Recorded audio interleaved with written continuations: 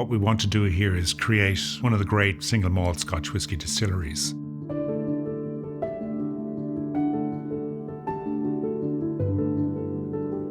Great whisky requires a number of things. People talk about place, provenance, and people. And I think what you have here in this valley is a fantastic location. Provenance, there was an original Ardgowan Distillery which was located just closer to Greenock in Baker Street. Unfortunately, it did go on fire, was reconstructed, and then during World War II was actually manufacturing industrial alcohol, which was used as part of aviation fuel for fighter planes, and then was bombed during the war. This area also had a lot of whisky distilling, most of it illicit. The last thing is about people. The Ardgowan Estate, or the Shore Stewart family, they trace their roots right back to Robert the Bruce. And also, we wanted to create something where we're giving back to the community as well. So we want to employ local people. We want to create something which is a local resource in Inverclyde. So I think that's why this location is so perfect for creating single malt Scotch whisky.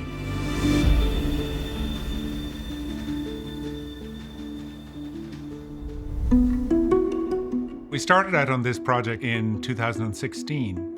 Quite some time ago. What we've created is quite different than what we started out to create.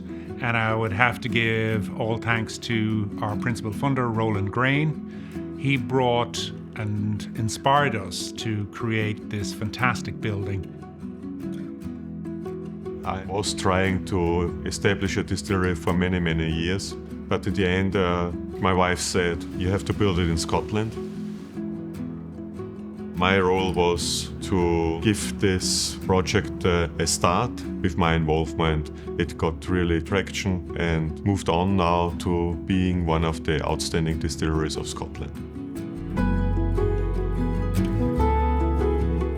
We're very excited. We'll be starting to do a few demolitions on the site, levelling the earthworks, ready to start the main distillery build. We had various outbuildings, farm buildings. There was a sawmill here, there was some milking sheds, etc. You know, there was a lot of asbestos on the site, so that all had to be dealt with by a licensed contractor, and the site was cleared to make way for the new malt distillery. One of the other characteristics of the Inverclyde area is we're at the mouth of the Clyde. We have the North Atlantic Drift, which actually creates quite a microclimate. We have several different water sources. We have a spring, and I think that that will lend itself really well to not just making whisky, but also maturing whisky. It's a beautiful country which is so closely connected to the product we will produce. Therefore, it was easy to say, yes, we do it here. In January 2024, when we delivered the first structural steel to the site, when we saw those initial beams going up, I thought, okay, it's really happening. We'll start putting up the portal frames. The galvanised steel frame forms the skeleton of the building. Once the frame goes up, the project becomes tangible then. It's been a long time in the offing. It's a 6,000 piece count, and if the steel was end to end, that would be just under 6 kilometres. Over the next few weeks, we'll see the structure go up, we'll see the roof start going on. People as they pass on the road will see this amazing building. In this project, everybody hated me for the roof. When I was in south of Austria, I detected an outstanding building built by Marco Spitzbart. I said, okay, similar like this, I want to create a distillery. I brought them over.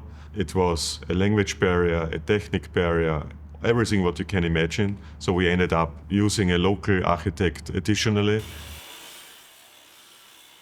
The project's quite different from other projects that we've worked on because of the geometry of the roof. We've had to work closely with the architect. We've been able to change the geometry of the steelwork to perfectly align with their illustration of the roof.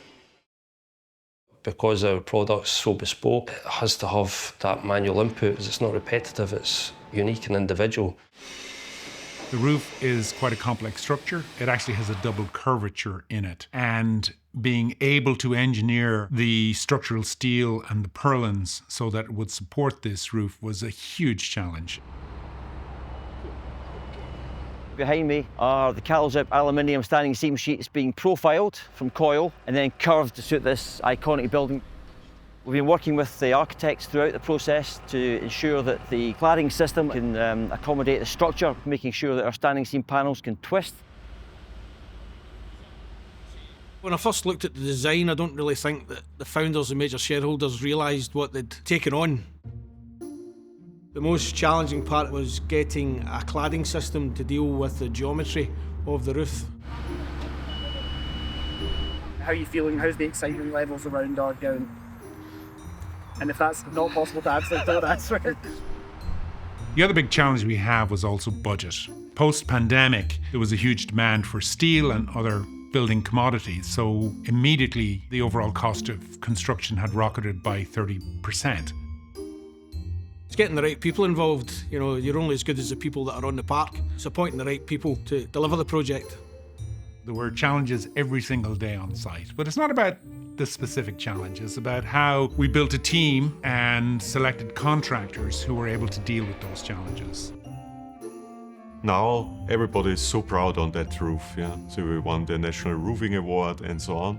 It's the landmark of our distillery now.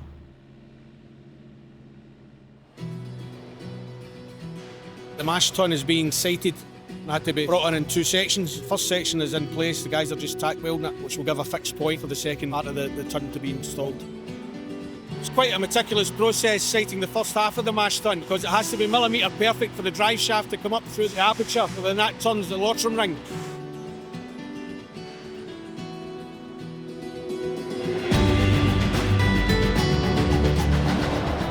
The next phase of the project is the washbacks. These are 25,000 litre vessels that are going in. We have to install 2 vessels, then the steelwork framing for the mezzanine floor then goes in, then we install the next 2 after steelworks have been included. This distillery was different from any other. The building was clad first, and then we had to top and tail skate in all the vessels, so that was quite an onerous part of the construction. But, you know, all credit to the lift and shift guys, you know, they were absolutely first class. We installed the pipework, the software, the wiring, everything from the ground up. The architecture is just fantastic. It is a beautiful building. It's a tricky building, but we just get done.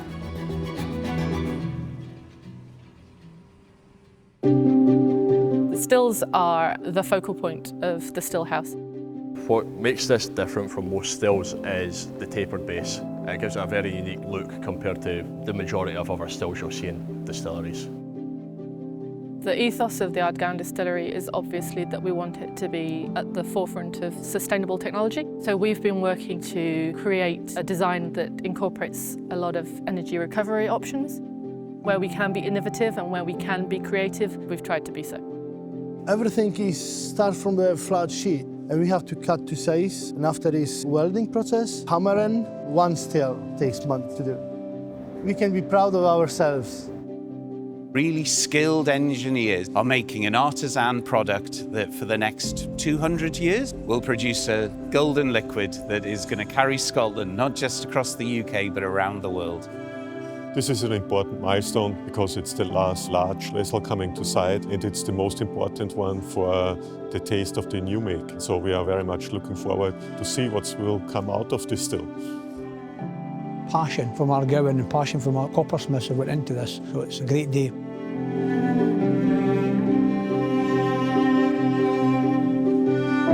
Internally, the stills are absolutely awe-inspiring, so yeah, it feels great. Now at this final day of the construction phase, it's really great relief. I'm very proud of what we have achieved.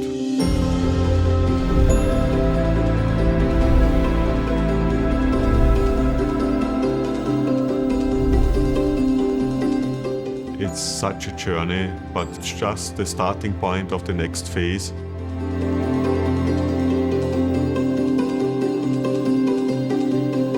At Ardgowan, our goal is to make a world-class whisky, something that people talk about the whole world over, that's instantly recognisable. But we also want to do that in a way that's sustainable, that's environmentally friendly, that gives something back to the world rather than just takes from it. It wasn't just about building a distillery, it was building a distillery that we can future-proof. All of the technologies which will allow us to generate heat and distill and recover heat, all of those things they're not fully mature today. So from a renewable perspective, we modularized the project so that we can swap out various parts of it at different points in the future where we can move to a better technology. Our wash still is also fitted with TBR technology, so that's thermovapor recompression. We're harnessing heat energy from the wash distillation process and putting that back into our process. So heat recovery is something that's really important to us across the whole distillery in terms of our sustainability aspects and also to keep those energy bills down.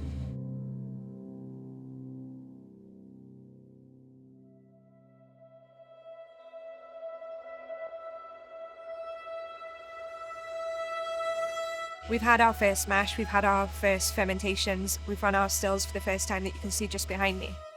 That is just the beginning. Spirit will sit in our casks for years. Nothing happens quickly in whiskey. But what's really critical at the moment is to make sure that we've got those mashing parameters right. Milling consistently, mashing in the right way, adding the waters at the right temperatures, the right rates. There's so much to tweak in these early days. Once we've finished our distillation phase, we're then ready to cask that spirit. Here at Ardgowan, we're filling into our infinity casks. Really excited about this. Huge casks, bigger than a normal sherry butt. We hope that they're going to give us a really deep, intense maturation. Really excited about what's to come from those. I wanted to be one of the distilleries which have most stock of aged whiskey percentage-wise, and this led to the creation of the infinity cask. This cask is different to any other cask used because we are planning for a longer period of maturation and not for a shorter one, which is the trend in the industry. Longer maturation helps a whiskey to develop its distinctive flavors far more than anything else. We hope we can tell you in 18 years' time or 15 years' time if it was a success. We will see. From the early days of getting the community involved, showing them what the plans were and what we were trying to achieve was really important to the project. It's a magnificent investment for Inverkip, for the whole Greenock and Inverclyde constituency, and Inverclyde as a whole. My goodness, what a wonderful site it is. This will help to transform this particular part of the Inverclyde community, but also the economy. This area suffers from high levels of unemployment. Although it had some fantastic businesses here, a lot of that employment has been lost. So we want to employ local people. We want to create something which is a local resource in Inverclyde. So all of that was part of the decision process associated with Inverclyde. It's lovely to see it coming back and being a working place again. That's what it was. We just hope it'll be successful. People are just so excited to have the distillery here, to have the industry here on their doorstep. I go on the school run in the morning, or I pop to the shop in the evening. I've constantly got people saying to me, isn't it looking great? Is it nearly ready yet? Are you producing yet? Have you got casks yet? Just to feel that level of excitement, it's just incredible. It's very easy for somebody to say, I did this. But in reality, no one individual was responsible for Ardgowan. There were a huge number of people involved. Everybody worked together to create the project that we have today. We have overcome a lot of challenges, but finally we are here, and I think we are now better prepared for the next steps in our project. I'm definitely looking forward to sampling the Ardgowan malt that comes to the stills in 8 years or maybe before, and hopefully I still get a discount. Yes, there are challenges, but overall we have to be delighted with the final result. I'm really proud that I've been part of this. So thank you to everybody. For me, I'm not living in the now, I'm living more in the future. Our production plan is made for 40 years, so there is a lot to do.